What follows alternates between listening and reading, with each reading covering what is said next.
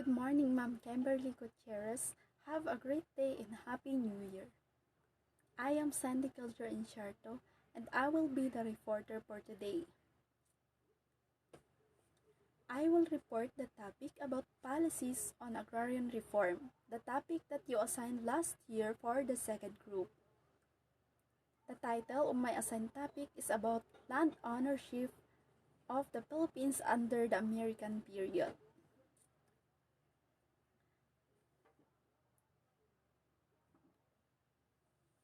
But before that, here are the learning outcomes.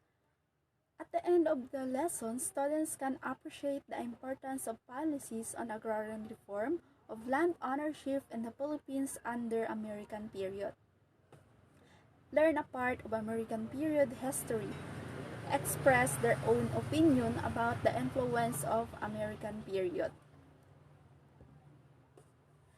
Okay, first of all, why is it important to study about land ownership in the Philippines under the American period? What happened to the land ownership in the Philippines under American period? Okay, let's talk all about that. American period, land ownership in the Philippines. During the American period, land ownership did not improve.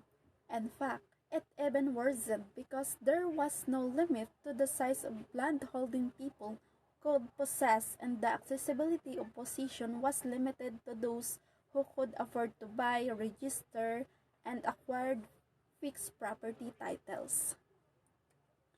It is explained that the rule of land in the Philippines is not agreeable because even though the Filipinos themselves, they do not have the right to own them.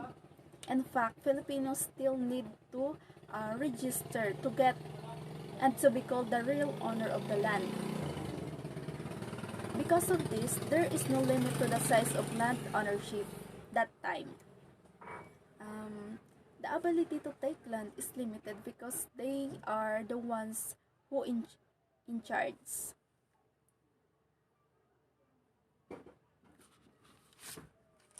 No all friars' lands acquired by the Americans were given to landless peasant farmers.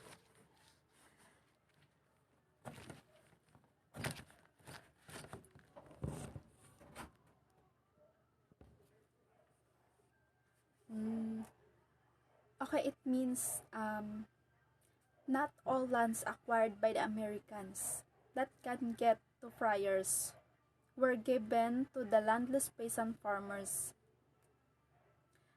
Friars is one of the members of the missionaries who spread Catholicism, and they were influential in the Philippines during the Spanish era. If we look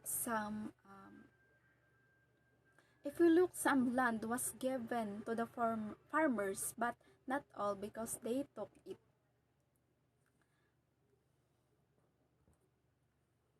Some lands were sold or leased to American and Filipino businesses interests. This early land reform program was also implemented without support mechanisms. If a landless peasant farmer received land, he only received land, nothing more. It says that the land were sold and leased to interest businesses, and there was no support mechanisms, and also those who received the land could receive it, and the others were not given a chance.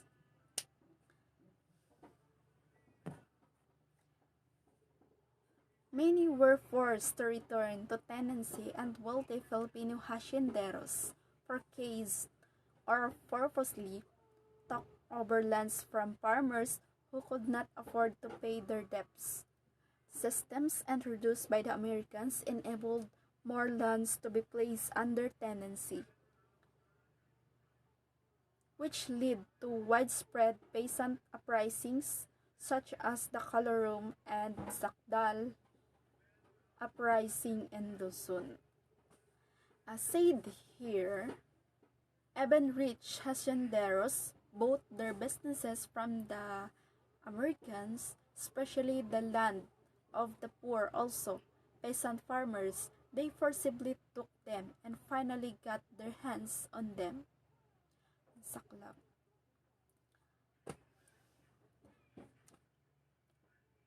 The Color Room and Sakdal Uprising in Luzon.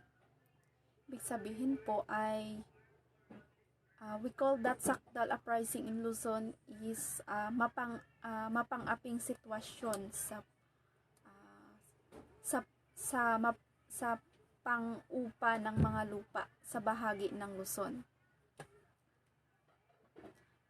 Nakuha ang lupa sa mga magsasaka na walang lakas mula sa hindi marunong bumasa at sumulat.